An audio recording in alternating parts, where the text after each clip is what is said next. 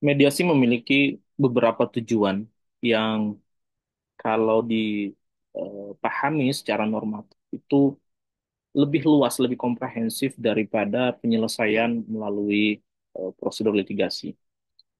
Ada setidaknya 5 tujuan mediasi. Yang pertama adalah mencari solusi yang diterima semua pihak.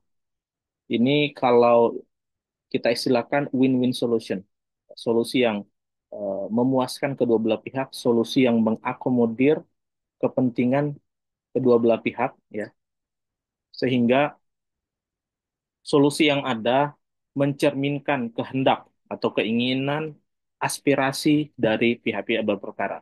Hal ini tentu berbeda dengan penyelesaian secara litigasi karena penyelesaian secara litigasi lebih normatif, lebih bersifat implementasi terhadap dogma-dogma hukum yang ada, ya. Karena itu solusinya lebih cenderung win and lose solution. Dan yang kedua, mediasi itu berupaya menghindari proses hukum yang panjang dan mahal. Kalau dipahami secara keseluruhan, mediasi itu prosesnya sangat fleksibel sehingga dia bisa jauh lebih cepat waktu dan prosesnya dibandingkan dengan prosedur litigasi. Dia tidak perlu ada pemanggilan secara formal, tidak perlu ada registrasi dan sebagainya, tidak perlu ada jalur-jalur birokrasi yang harus dilalui hingga kemudian masuk pada tahap pemeriksaan pokok perkara. Sementara mediasi bisa dilakukan dengan berbagai cara eh, menurut apa yang dikehendaki para pihak, sehingga dia jauh lebih fleksibel, jauh lebih sederhana, bisa lebih murah, bisa lebih singkat pelaksanaannya. Kemudian yang ketiga, dengan mediasi, para pihak tidak hanya menyelesaikan sengketa, tetapi juga berupaya mempertahankan atau membangun kembali hubungan baik di antara pihak-pihak yang bersengketa.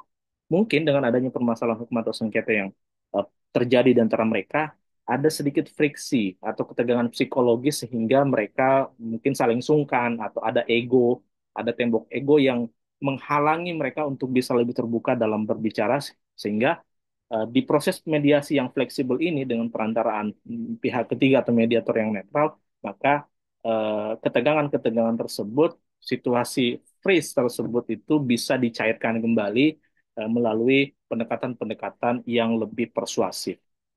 Kemudian, yang keempat, mediasi itu memberdayakan para pihak yang bersengketa. Kenapa memberdayakan? Karena mediasi menekankan solusi yang dapat dicapai dari apa terhadap persengketaan mereka itu berasal dari pihak sendiri. Mereka sendiri yang memikirkan atau merumuskan solusi apa yang terbaik untuk menyelesaikan persoalan di antara mereka sehingga nantinya dicapai suatu kesepakatan yang saling menguntungkan.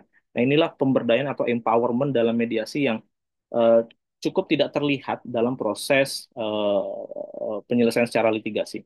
Yang terakhir adalah mencegah eskalasi konflik yang dapat berkepanjangan.